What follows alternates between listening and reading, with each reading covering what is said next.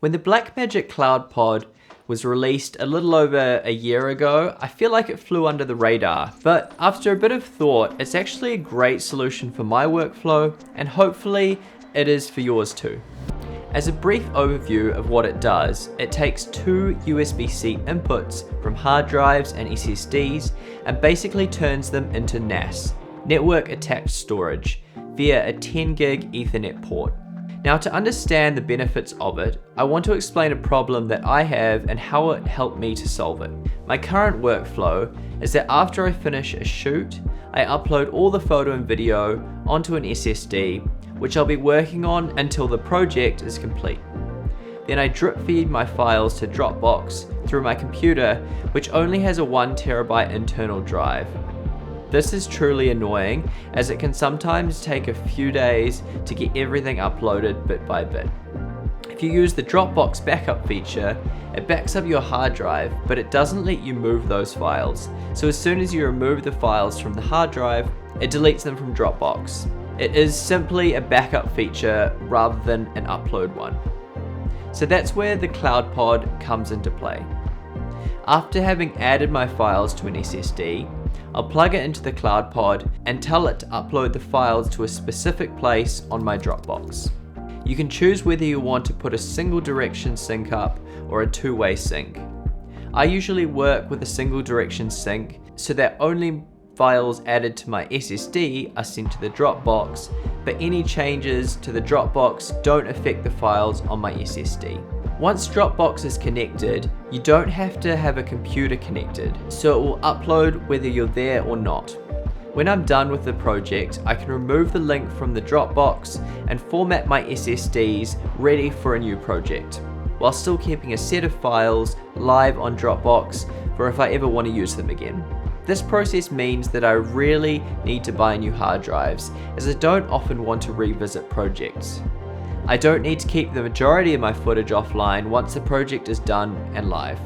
I would, however, still say that a NAS is a good idea when you want to work on projects that are constantly requiring you to revisit old projects and old footage. This saves you from having to download them again. My current drive setup is this one LaCie 6 terabyte hard drive that I keep any of my longer term projects or assets that I use time and time again on. Then I use the other available slot to plug in one of my 6 SSDs that house all of my current projects.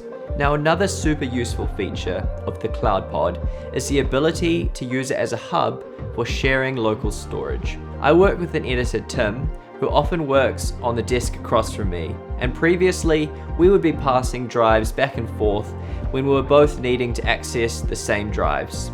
Now we can access the same drives by using the Ethernet cables that are fed through a switch and plugged directly into our computers. Now, the last feature that I feel like works really well for this device is the ability to set up a proxy generator to create new proxies for any new files that show up on the drives. And then the device can prioritize uploading those to Dropbox. This is super helpful for when you're working with a remote editor and they need to get started ASAP. You can have the proxies made and uploaded for them to start in minutes. This process works way too well with the use of Blackmagic Cloud Collaboration, which I'll be making a video on soon. Lastly, I want to talk about price and setup. The unit itself is super affordable, going for only about 670 New Zealand dollars. One thing that you do have to be aware of is the other things you'll need when you do get it set up. You'll need a number of Ethernet cables, a switch, and an Ethernet adapter for each of the computers that you want to connect to. These vary massively in price depending on the speed you want to get out of the Ethernet. My whole setup costs around $1,200, including the Cloud Pod, but as a result, I'm only getting 2.5 gig speeds out of my Ethernet. To get a setup that fully supports 10 gig speeds, I think you'd be looking at around the 2,000 New Zealand dollar range, and a huge part of that cost comes from the adapters, which take the Ethernet and convert it to Thunderbolt. Mine only cost me around $60, but a 10 gig version sits around 400 New Zealand dollars. Even though I am only getting 2.5 gig speeds, It's enough for us both to be working on projects at the same time using full 4K files. But when you use proxies, it doesn't even scratch the surface of the bandwidth. So personally, I don't feel like it's worth the extra money.